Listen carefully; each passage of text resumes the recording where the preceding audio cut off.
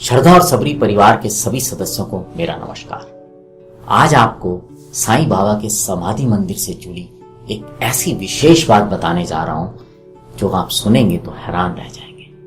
लेकिन उससे पहले आपको ये भी बताना चाहूंगा कि इस कार्यक्रम के दौरान हमने कुछ चित्र इस्तेमाल किए हैं जो हम नहीं जानते किन्होंने खींचे, किसने बनाए, लेकिन हम बाबा से प्रार्थना करेंगे कि जिसने भी उनको बनाया है, खींचा है, बाबा उनके परिवार पर सदैव अपनी कृपा और आशीर्वाद बनाए रखें और हमारा जो श्रद्धा और सबरी परिवार है उसका भी मार्गदर्शन करते रहे। तो जैसा कि आप सब जानते हैं कि जब बाबा की कीर्ति चारों तरफ फैलने लगी तो वहां पर रुकने के लिए भक्तों की जगह कम पड़ने लगी। तो 2 वाड़े तो पहले थे, फिर तीसरा वाड़ा एक बूटी सेठ ने बनवाना शुरू किया और ये जो तीसरा वाड़ा बन रहा था ये बहुत बड़ा बन रहा था और इसमें काफी अच्छी रहने की व्यवस्था बनाई जा रही थी। तो इस वाड़े की जब परमिशन बाबा ने दे दी थी तो उसके बाद इसका जो काम काज था उसकी देखरेख बापू साहेब जोग और श्यामा किया करते थे और बाबा जब अपना द्वारका माई से लैंडी बाग जाया करते थे तो बीच में वो भी अपनी नजर मार लिया करते थे। तो एक बार बापू साहेब जोग के जो है जहन में एक विचार आया कि ये इतना बड़ा सुंदर वाड़ा बन रहा है, क्यों ना इसके बीच में जो जगह खाली है वहां पर एक मुरलीधर की मूर्ति लगा दी जाए। मुरलीधर यानी कि भगवान कृष्ण की मूर्ति लगा दी जाए। और जब ये बात उनके मन में आई तो उन्होंने अपनी ये बात श्यामा से शेयर की और उन्होंने श्यामा से कहा कि आप जो है बाबा से इसके लिए परमिशन ले लीजिए।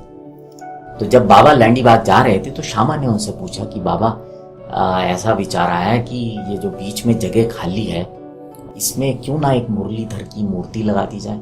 तो बाबा ने कहा बहुत अच्छी बात है, मुरलीधर की मूर्ति लगा दी जानी चाहिए। बाबा ने तुरंत उसके लिए इजाजत दे दी। तो फिर श्यामा ने पूछा कि बाबा क्या इसकी जो ये सही समय है, सही मुहूर्त है कि नींव डाली जाए इस समय। तो बाबा ने कहा बिल्कुल सही मुहूर्त है। और तभी श्यामा गए और दौड़कर एक नारियल ले आया और ला के उस नारियल को फोड़ा और फोड़ने के साथ ही तुरंत उस मुरलीधर की मूर्ति को लगाने का लिए जो नींव बनाई जानी थी उसका काम शुरू कर दिया गया।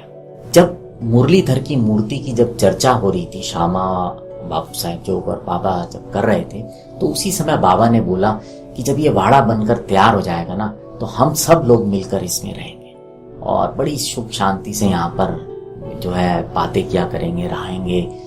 इस तरह की बात बाबा ने बोली।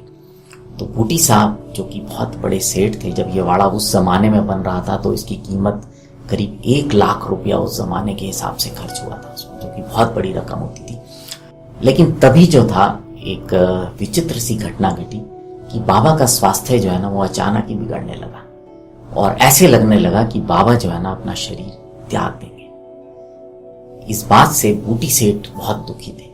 उनको लग रहा था कि उन्होंने जो इतनी मेहनत की, इतना पैसा लगा, वो सब बेकार हो जाएगा क्योंकि बाबा तो इसमें रुक नहीं पाएंगे।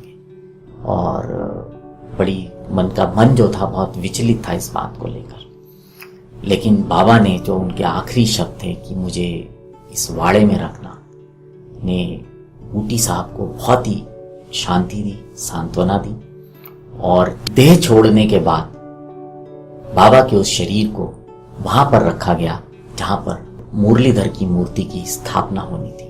और इस तरह से जो बूटी वाड़ा बनना था, जहां भक्तों के रहने की व्यवस्था हो रही थी, वो बाबा का समाधि मंदिर बन गया। तो उम्मीद करता हूं कि बूटी वाड़ा, मुरलीधर की मूर्ति और बाबा के समाधि मंदिर के विषय में जो आज आपके साथ मैंने जानकारी शेयर की है आपके बाबा के विषय में ज्ञान को बढ़ाएगी। और अगर आपको ये आज का कार्यक्रम अच्छा लगा हो तो इसको अपने और भी साईं भक्तों के साथ साझा कीजिएगा, अपने परिवारजनों के साथ साझा कीजिएगा। अगर आप किसी और विषय में जानना चाहते हैं तो हमें कमेंट बॉक्स में जरूर लिखिएगा। हम प्रयास करेंगे कि उस विषय में जानकारी इकट्ठी कर आपके सामने लेके आए। अगर अभी तक आप श्रद्धा और सबरी परिवार के सदस्य नहीं बने हैं तो इसको सब्सक्राइब करके इस परिवार के सदस्य बने। अब आपसे विदा लेते हैं। जुड़े रहें श्रद्धा और सबरी के साथ। नमस्कार।